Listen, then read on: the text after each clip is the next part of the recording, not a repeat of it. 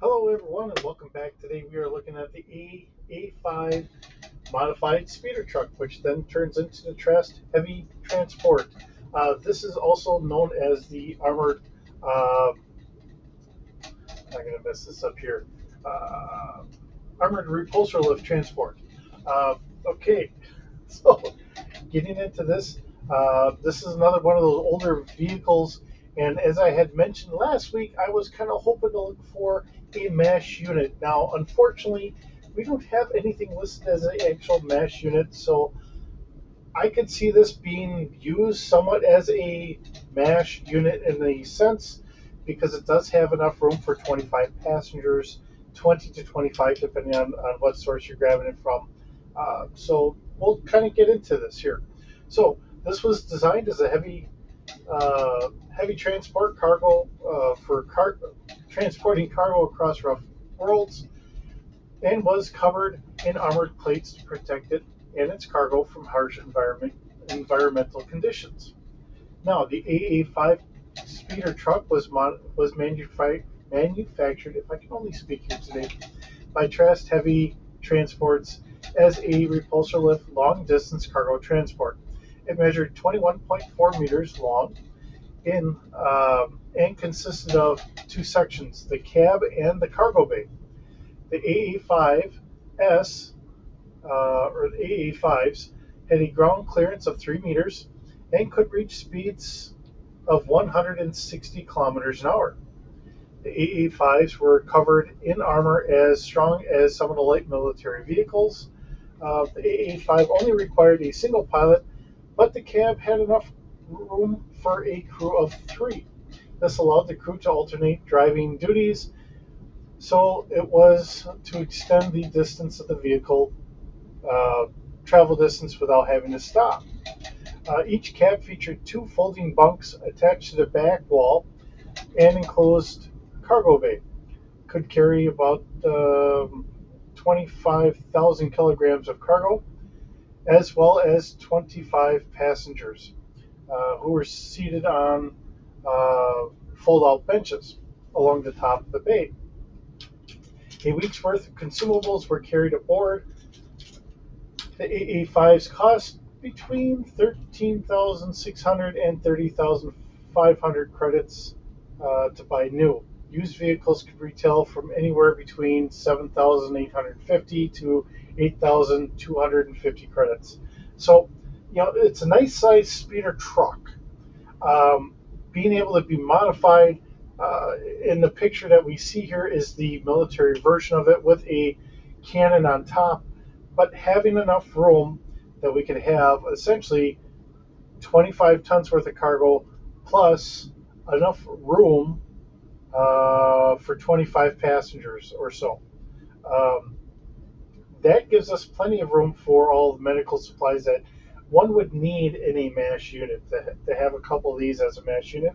Or simply put, if you're using it as a military vehicle, you could have extra ammo, supplies, and the like in the back, as well as uh, a complete platoon in the back. So um, it gives us a lot of flexibility here, which is a wonderful thought of what's available.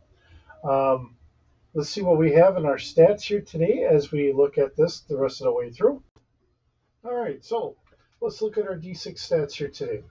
So the armored repulsor lift transport as listed above. And here is a nice colored picture of our vehicle here. And as you can see, we do have a door here in the front for the cab, as well as an area in the back. I'm sure there's got to be a loading ramp as well in the back there. But it is a fairly good sized vehicle. We do have a crew of one, gunners of one. Um, it doesn't say anything about having enough room for three people in here, but this is more rough stats from earlier on. We do have enough room for 20 passengers. Now it's saying enough room for cargo of 500 kilograms in cargo capacity. It still has a full coverage. Altitude is ground to 1.5 meters, has a move of 40 kilometers an hour, And of course, keep this in mind. This is also listed as the military version of this. Body strength of 4D, so still fairly resilient as far as that goes. And this is at speed or scale. We do have the light repeating blaster to help keep other infantry and all that away, with a fire control of 1D and a damage of 40. Now, this comes to us from the introductory adventure game, adventure book, page 26, for the old West End games. Another one of those kind of older vehicles that had been kind of kicked around a little here and a little there. Now, even if we were to take it a little bit more to what we had on the Wikipedia side and increase the cargo capacity or whatever else, that gives us even more availability for cargo and everything else. It gives us a nice rounded vehicle. Again, whether you're using it as just a transport to get supplies from place to place, or if you're turning it into a MASH unit itself.